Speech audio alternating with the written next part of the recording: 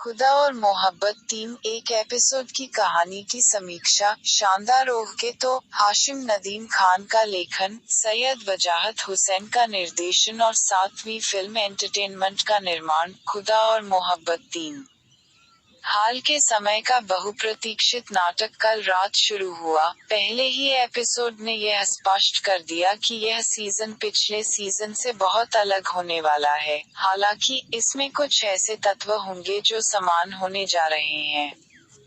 जो प्रेम कहानी को दर्शकों द्वारा देखे और पसंद किए जाने की याद के रूप में सेवारत है। खुदा और मोहब्बत के पहले 2 सीजन में मैं पूरी तरह से ईमानदार रहूंगा। शुरुआत में ही मुझे कुछ और समानताएं देखने की उम्मीद थी। उम्मीद है कि यह तीसरा सीजन पिछले 2 से जोड़ने वाला है। यह सार और विषय के लिए सही है, लेकिन जैसे जैसे एपिसोड आगे बढ़ा, मुझे एहसास हुआ कि मैं केवल कुछ तत्वों को प्राप्त करने जा रहा हूं और यह पूरी तरह से ठीक है। पहले एपिसोड ने यह स्पष्ट कर दिया कि खुदा और मोहब्बत के इस सीजन की अपनी अलग पहचान है।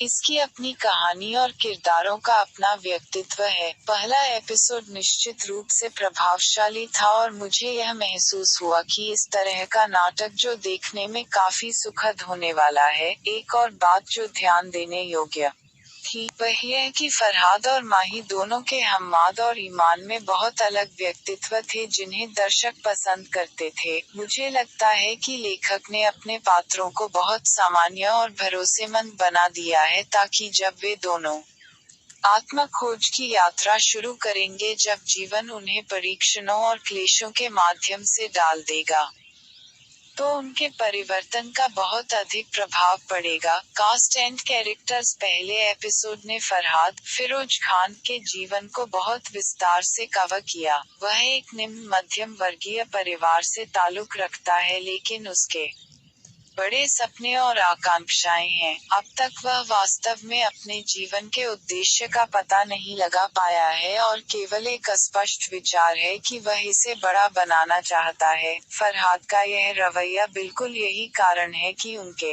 पिता के साथ उनके तनावपूर्ण संबंध हैं। हालांकि उनके भाई सज्जाद आदर्श बेटे हैं और अपने पिता की इच्छाओं को पूरा करके बहुत अधिक मुआवजा देते हैं। फरहाद के पिता तौफीक वसीम अब्बास एक क्लर्क हैं। उनकी मां सुरैया बीबी अस्मा अब्बास एक गृहिणी हैं। उनके भाई सज्जाद फवाद जलाल एक नागरिक अधिकारी बनने जा रहे हैं और बहन फरेहा हीरा सोमारो एक कॉलेज की छात्रा है। फरहाद अपने बीए को पूरा करने के लिए संघर्ष कर रहा है और ऐसा लगता है कि वह इस साल भी बहने वाला है। माही इकरा अजीज एक संपन्न परिवार से आता है। फिलहाल वह अपनी सबसे अच्छी दोस्त रिदा मेहरबानों की शादी में शामिल होने के लिए लाहौर आई है। माही की बहन कानून साहिबा सुनीता मार्शल उसके साथ है। माही के पिता काजिम शाह उस्मान पीरजादा भवालपुर में रहते हैं और वहां अपना व्यवसाय चलाते हैं। अब तक माही ने जो धारणा दी है वह सहज जीवन की है और शायद इसलिए कि वह परिवार में सबसे छोटी है। वह एक हद तक लाड़ प्यार कर चुकी है, जहां वह हर चीज पर नियंत्रण रखना पसंद करती है और आधिकारिक होने का आनंद लेती है। दूसरी ओर तैमूर शाह मिर्जा जैन बेग है जो एक संपन्न परिवार से आता है। उनके भाई सिकंदर जुनैद खान एक सामंती प्रभु हैं और उनके बारे में यह सब पता चला है। हालांकि तैमूर का जीवन पर बहुत ही दार्शनिक नजरिया है और एक दरवेश नूर उल हसन के साथ उनका सामना इस कड़ी के सबसे दिलचस्प क्षणों में से एक था, जिसने परिभाषित किया कि वह निकट भविष्य में क्या अनुभव करने जा रहा है। तैमूर की माही के साथ बातचीत पहले ही हो चुकी है और ऐसा लगता है कि वह उस पर नजर रखे हुए है, क्योंकि उसने निश्चित रूप से उसके लिए मजबूत भावनाओं को विकसित किया है। कहानी को दृढ़ता से स्थापित किया गया था और फरहाद के जीवन की घटनाओं को कवर करने वाले सभी क्षण वास्तव में अच्छी तरह से किए गए थे। माही के मोर्चे पर मैंने महसूस किया कि चीजें टोंट हो सकती हैं, लेकिन यह किसी तरह से एक अच्छी तरह से संतुलित विपरीत चीज थी जो कि फरहाद के जीवन में इतनी सामान्य और मधुर है लेकिन माही में हो रही है। पहले एपिसोड में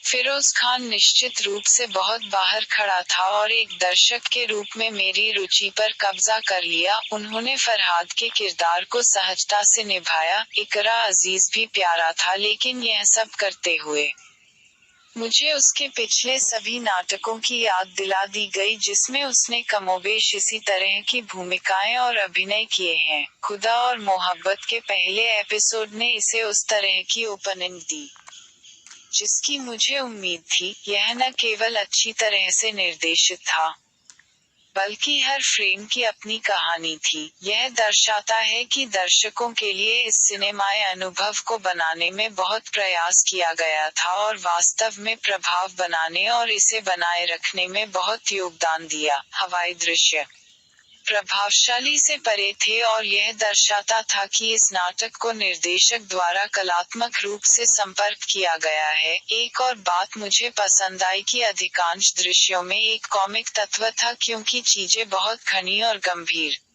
होती जा रही हैं क्योंकि कहानी आगे बढ़ेगी। इसलिए एक हल्के नोट पर किक करना एक अच्छा कदम था। तथ्य यह है कि कहानी में बहुत सारे पात्र हैं।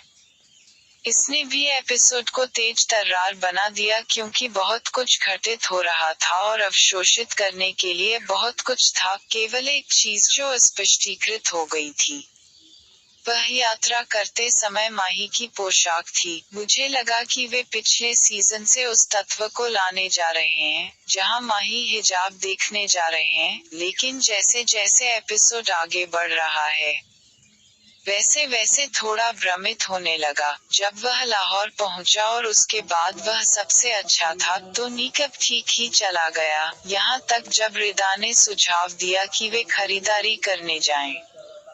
तो माही ने अपने छोटे बालों के साथ बच्चों को कपड़े पहनाए, जबकि पूरे एपिसोड में ध्यान उनके सुस्वाद लंबे ताले और विस्तृत केशविन्यास पर था। माही ही नहीं, उसकी भाभी का भी एक अलग पहनावा था। इसलिए यकीन नहीं होता कि वे हिजाब को केवल भवालपुर में देखती हैं और उन्हें इसका इस्तेमाल नहीं करने दिया जाता जब वे कहीं और होती हैं। तो यहाँ उम्मीद की जाती है कि हम इसके बारे में एक स्पष्टीकरण दे आने वाले एपिसोड में। एक शानदार शुरुआत। खुदा और मोहब्बत का पहला एपिसोड निश्चित रूप से दिलचस्प था। इसने मूड को इस तरह से सेट किया कि एक दर्शक के रूप में उनकी कहानियों के बारे में और जानने के लिए उत्सुक हूँ। मैं इन पात्रों को जानना चाहता हूँ और ऐसा लगता है कि उनके बारे में और सीखना काफी दिलचस्प होने वाला है। फिरोज खान निश्चित रूप से एपिसोड के स्टार थे और इकरा अजीज ने वास्तव में बहुत अच्छा खेला। यह ध्यान रखना दिलचस्प है कि उन सभी अभिनेताओं को जिनके पास स्क्रीन की इतनी मजबूत उपस्थिति है, उन्हें खुदा और मोहब्बत 3 में कास्ट किया गया है, जो इसे और भी बेहतर बनाता है। सभी पात्रों का दृष्टिकोण और बदलाव प्रभावशाली होने के साथ साथ प्रभावशाली भी हैं। Camera work, cinematic visuals,